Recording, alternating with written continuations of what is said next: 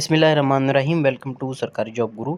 दोस्तों, virtual university FIA के lower divisional clerk के पास्ट MCQs हम कर रहे थे। ये सेक्शन 1 है सेट नंबर 1 का, जिसमें इंग्लिश कॉम्प्रिहेंशन और इंग्लिश कंपोजिशन के क्वेश्चंस आपके साथ शेयर किए जाएंगे। व्हाट्सएप का नंबर है, इस पर आप टेक्स्ट करके व्हाट्सएप ग्रुप भी ज्वाइन कर सकते हैं, जहाँ PDF और दूसरे नोट्स शेयर होते हैं। स्टार्ट करते हैं। क्वेश्चन 1 to 5 पैसेज से रिलेटेड है। पैसेज है, trees are essential for life on earth. They absorb carbon dioxide and release oxygen, making the air cleaner. Trees also prevent soil erosion, provide shelter to wildlife, and help reduce global warming. Planting more trees is one of the easiest way to protect the environment for future generations. इसमें ये कह रहा है कि trees जो है, दरख्त जो है, वो हमारी अर्थ के इकोसिस्टम के लिए बहुत ज़्यादा इम्पोर्टेंट हैं। वो कार्बन डाइऑक्साइड को एब्जॉर्ब करते हैं, अपने अंदर लेते हैं और ऑक्सीजन बाहर निकालते हैं, ताकि जो हमारी हवा है वो क्लियर हो जाए, साफ़ हो जाए और इंसानों के लिए ये काम आता है। इसके अलावा जो ट्रीज़ हैं वो सॉइल इरोजन के भी काम आते हैं। यानी जैसे आपने देखा होगा कि पहाड़ों पर मट्टी के तोदे गिरते हैं और जो है ना लैंड स्लाइडिंग वगैरह होती है ना, तो उसको भी ये बचाते हैं। और इसके अलावा वाइल्ड लाइफ को शेल्टर देते हैं, यानी जो जंगलात में जंगली हयात हैं उनको ये शेल्टर देते हैं, उनको साया प्रोवाइड करते हैं। और ग्लोबल वार्मिंग जो है, यानी जो दर्जा हरारत है, उसको ये कम करते हैं। तो ये हमारी जो इन्वायरमेंट है, माहौल है, हमारी जो फ्यूचर जनरेशन्स के लिए, उसके लिए बहुत ज़्यादा इम्पॉर्टेंट है ट्रीज़। तो ओवरऑल ये ट्रीज़ के बारे में है। क्वेश्चन नंबर 1 है, trees release which gas into the atmosphere. तो इसमें यह है कि आपने पैसेज से रिलेटेड जो भी इंफॉर्मेशन होती है उसको लिखना होता है। तो यहाँ ये कह रहा है कि ट्रीज़ जो है वो कार्बन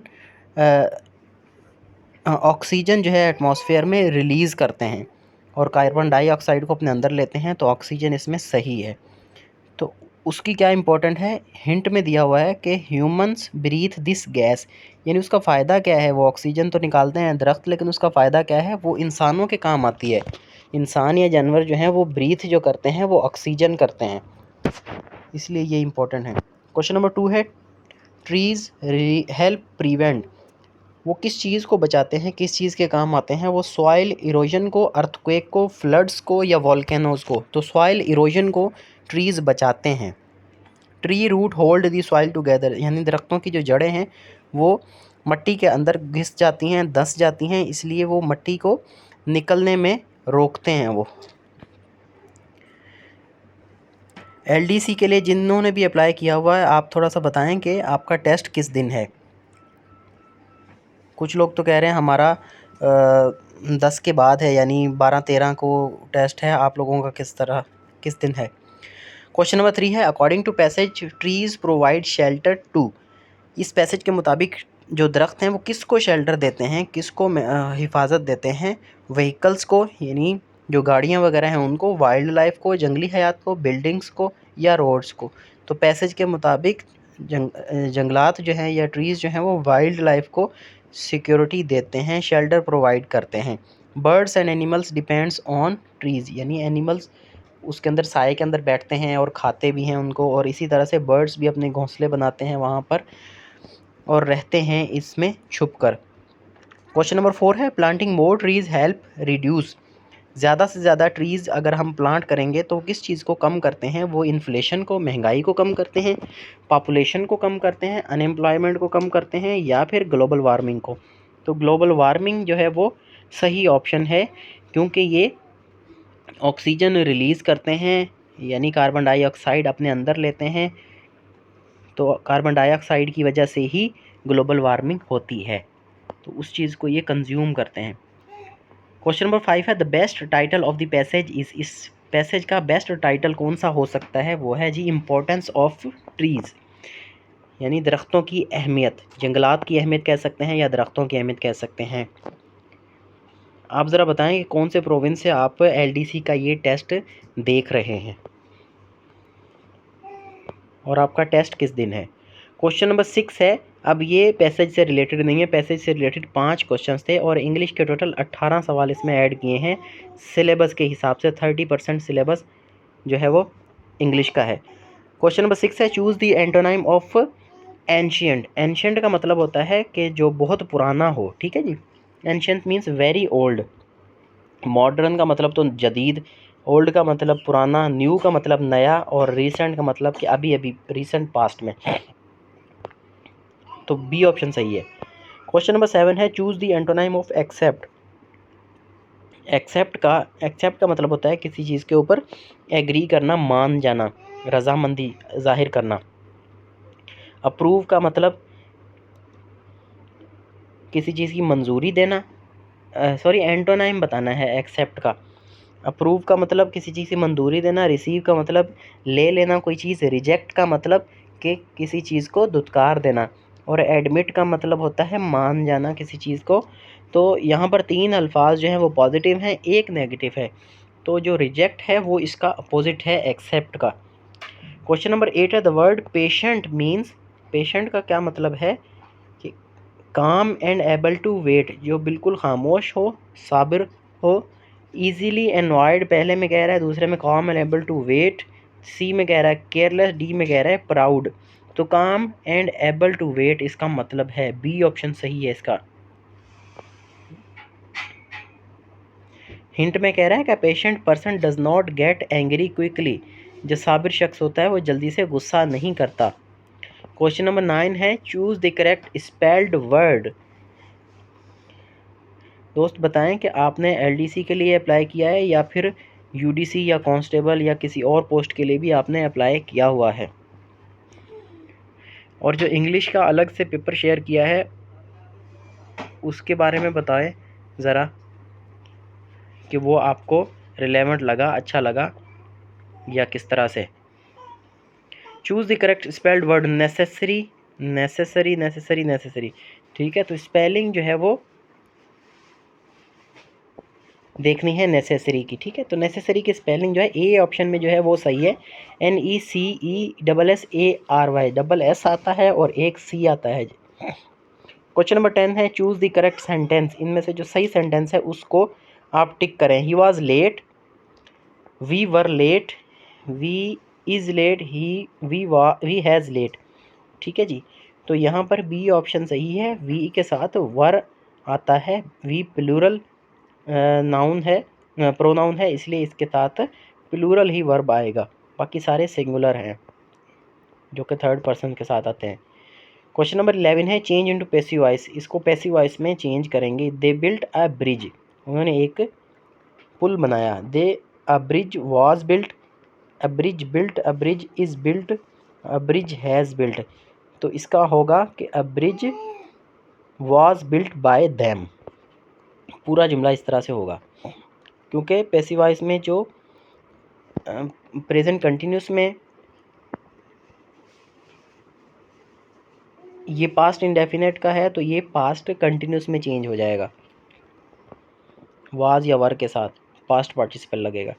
क्वेश्चन नंबर 12 है, चेंज इनटू इनडायरेक्ट स्पीच। ये डायरेक्ट स्पीच का सेंटेंस दिया हुआ है। Fatima sad I will help you. Direct speech का, इसको आप इनडायरेक्ट स्पीच में करेंगे। फातिमा सैड ये रिपोर्टिंग स्पीच है तो ये पास्ट में है, इसका मतलब अंदर वाला जो रिपोर्टेड स्पीच है उसका टेंस चेंज होगा। तो आई विल हेल्प यू ये फ्यूचर इंडेफिनेट का है, तो आप इसको किस तरह से चेंज करेंगे, इनडायरेक्ट किस तरह से इसको चेंज करेंगे, इसके प्रोनाउन किस तरह से चेंज करेंगे। इसमें ए ऑप्शन में है, Fatima said that she would help मी, ठीक है जी। और बी में है, Fatima said she will help me, यानी शी विल तो नहीं आएगा ना, सेम सेंटेंस टेंस नहीं रहेगा, टेंस इसका चेंज हो जाएगा। विल जो है वो वुड में चेंज हो जाता है।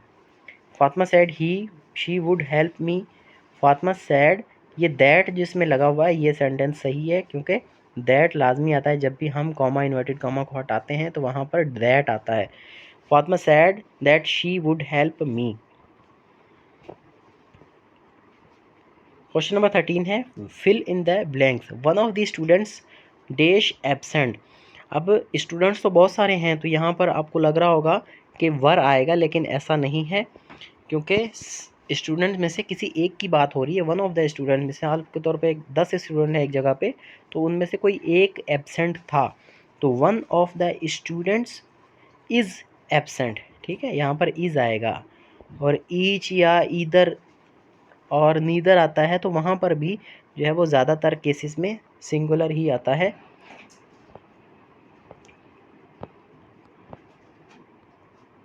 ईच हो गया, एवरी हो गया, वन आ गया तो इसमें सिंगुलर आएगा। क्वेश्चन नंबर 14 है choose the correct prepositions. They the train arrived dash time. ठीक है, कि जो ट्रेन है वो वक्त पर आ गई तो ऑन आएगा यहाँ पर। Choose the correct punctuation. Punctuation देखनी है। पंक्चुएशन का मतलब है कि आपने कैपिटलाइजेशन, कॉमा, इन्वर्टेड कॉमा और कॉलन, फुल स्टॉप, ये मेन चीज़ें। कॉमा और फुल स्टॉप की ज़्यादा गलती होती है। तो यहाँ पर हाउएवर ये कंजंक्शन है तो यहाँ पर इसके बाद कॉमा आएगा। कॉमा के बाद बाकी सेंटेंस शुरू होता है। हाउएवर पहला तो बिल्कुल गलत है। अब दूसरे में देखें, हाउएवर के बाद कॉमा है तो ये ठीक है। और चौथे में जो है वो हाउएवर के बाद सेमीकोलन है, तो इन दोनों में आपको शक हो सकता है। तीसरे में तो देखें सब्जेक्ट के बाद लगा हुआ है, प्रोनाउन के बाद कॉमा लगा हुआ है, तो ये भी गलत है। तो अब बी और सी में से देखें, हाउ एवर के बाद कॉमा आएगा, वी कंटिन्यूड आवर जर्नी। और डी में however we continued our journey, तो हाउ एवर के बाद कॉमा आता है, तो कोऑर्डिनेटेड कंजक्शन है तो कॉमा इसके साथ आएगा। Introductory transition words are followed by a comma, hint में बता रहा है। क्वेश्चन नंबर 16 है चूज़ द करेक्ट सेंटेंस। जो सही सेंटेंस है उसकी निशानदेही करें। The news are interesting. Police, news और इस तरह के जो अल्फाज हैं इनके साथ सिंगुलर आता है। जो दिखने में तो प्लूरल होते हैं लेकिन होते सिंगुलर हैं। तो news is interesting, B option इसमें सही है। क्वेश्चन नंबर 17 है choose the synonym of quick. Quick का सिनोनियम बताएं।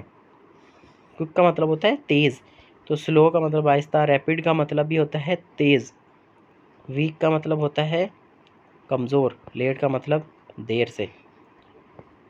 क्वेश्चन नंबर 18 है fill in the blanks. Neither Ahmad nor Ali dash coming today. तो इसमें भी देखें ना ही अहमद और ना ही अली आज आ रहे हैं, तो दोनों में अलग अलग एक एक की बात हो रही है, तो यहाँ पर सिंगुलर नाउन आएगा, इज़ कमिंग टुडे, इज़ ठीक है।